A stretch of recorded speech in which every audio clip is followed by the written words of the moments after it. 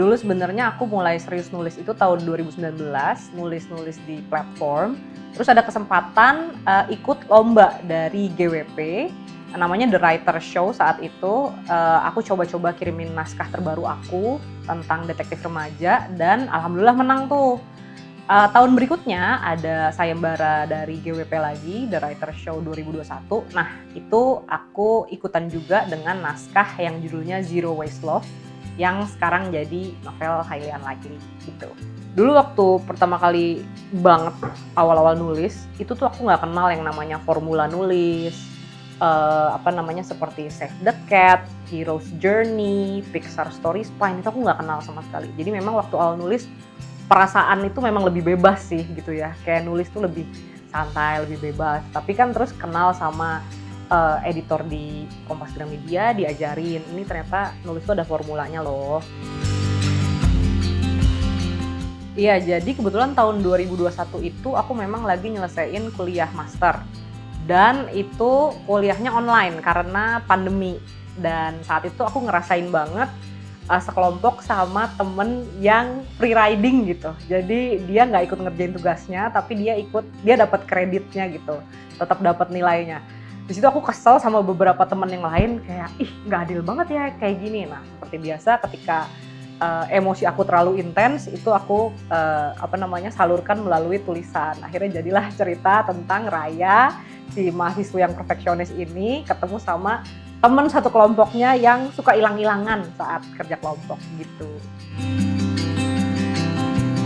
Jadi sebenarnya awalnya aku udah nggak mau ikut si sayembara ini karena udah mau lewat deadline. Tapi terus ada pengumuman bahwa deadline-nya diperpanjang selama sebulan. Nah, aku langsung nargetin. Oke, targetku berapa kata, aku bagi ke dalam 30 hari, berarti sehari harus berapa kata. Itu aku terapkan, akhirnya sebulan kurang lebih selesai dan aku upload. Dan alhamdulillah ternyata terpilih.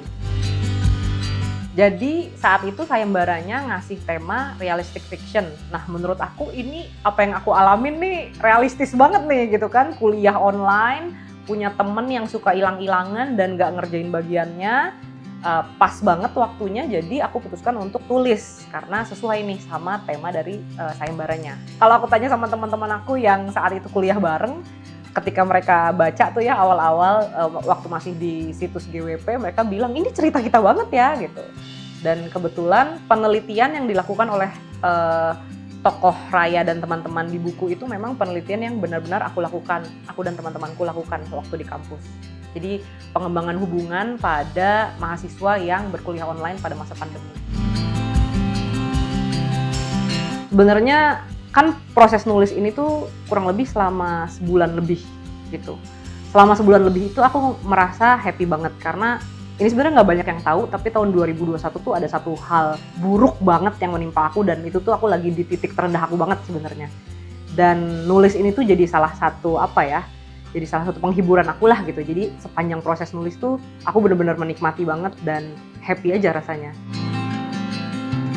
Zero Waste Love itu awalnya aku pilih sebagai judul karena di buku ini juga mengangkat tentang gaya hidup minim sampah. Jadi Rayanya ini punya dorongan besar untuk mempraktikkan gaya hidup minim sampah dan maksa teman-temannya untuk ikut. Tapi setelah melalui proses editing, revisi dan sebagainya, ternyata bukan cuma isu gaya hidup minim sampahnya nih yang menonjol, ada juga isu-isu lain tadi seperti misalnya kuliah online, navigating life selama new normal, hubungan kakak adik gitu.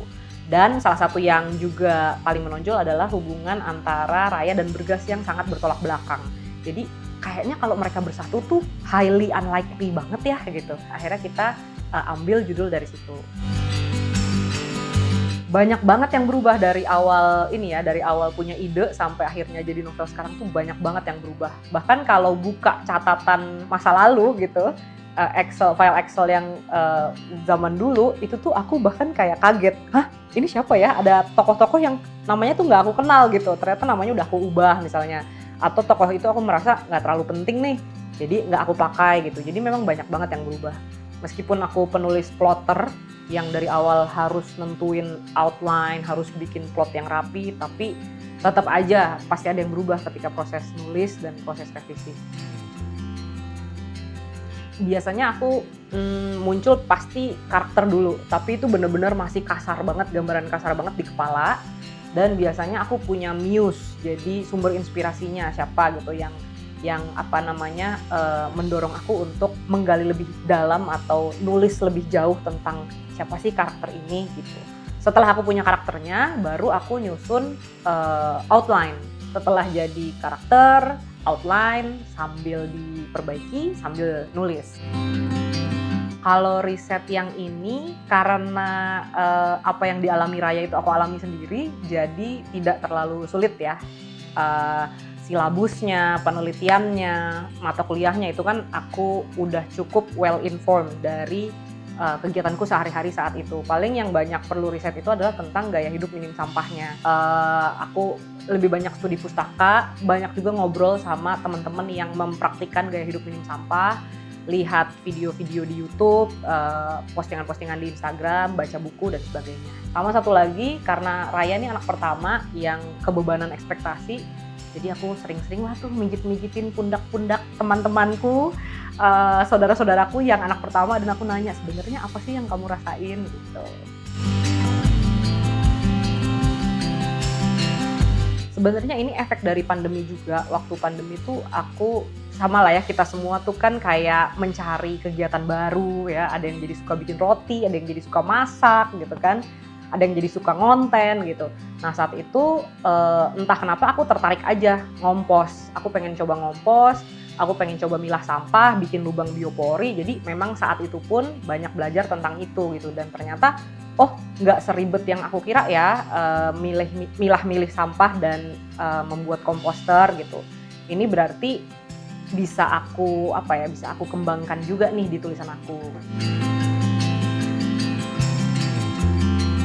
Paling kalau pesan dari aku, semoga pengalaman baca teman-teman itu menyenangkan dan semoga ada manfaat yang bisa diambil. Semoga juga bisa lebih aware kalau di Indonesia itu tumpukan sampah paling besar itu adalah tumpukan sampah sisa makanan. Jadi semoga bisa kayak Raya dan Bergas yang seenggaknya makanan sendiri itu dihabiskan lah. Jadi tidak berkontribusi ke penumpukan sampah di TPA.